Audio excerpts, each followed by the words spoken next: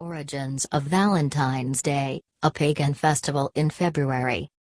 While some believe that Valentine's Day is celebrated in the middle of February to commemorate the anniversary of Valentine's death or burial, which probably occurred around AD 270, others claim that the Christian Church may have decided to place Saint Valentine's feast day in the middle of February in an effort to Christianize the pagan celebration of lupercalia.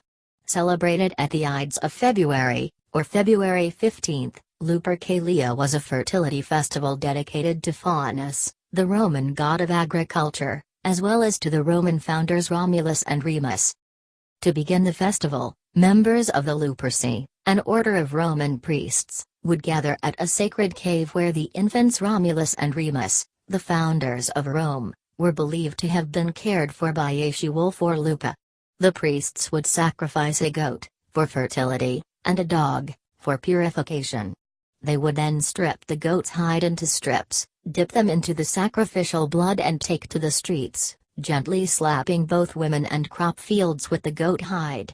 Far from being fearful, Roman women welcomed the touch of the hides because it was believed to make them more fertile in the coming year. Later in the day, according to legend, all the young women in the city would place their names in a big urn.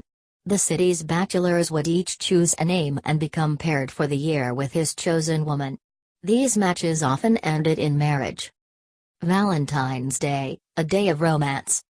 Lupercalia survived the initial rise of Christianity but was outlawed, as it was deemed unchristian at the end of the 5th century, when Pope Gelasius declared February 14 Saint Valentine's Day.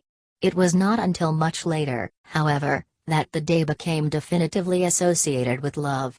During the Middle Ages, it was commonly believed in France and England that February 14 was the beginning of birds' mating season, which added to the idea that the middle of Valentine's Day should be a day for romance. Valentine greetings were popular as far back as the Middle Ages, though written valentines didn't begin to appear until after 1400. The oldest known Valentine still in existence today was a poem written in 1415 by Charles, Duke of Orleans, to his wife while he was imprisoned in the Tower of London following his capture at the Battle of Agincourt.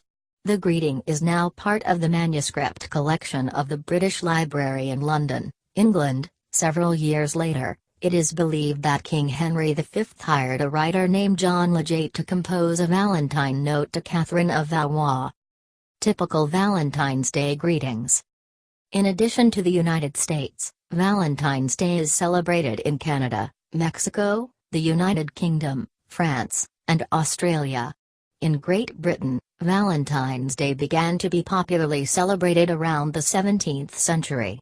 By the middle of the 18th, it was common for friends and lovers of all social classes to exchange small tokens of affection or handwritten notes, and by 1900 printed cards began to replace written letters due to improvements in printing technology. Ready-made cards were an easy way for people to express their emotions in a time when direct expression of one's feelings was discouraged. Cheaper postage rates also contributed to an increase in the popularity of sending Valentine's Day greetings. Americans probably began exchanging handmade valentines in the early 1700s. In the 1840s, Esther A. Howland began selling the first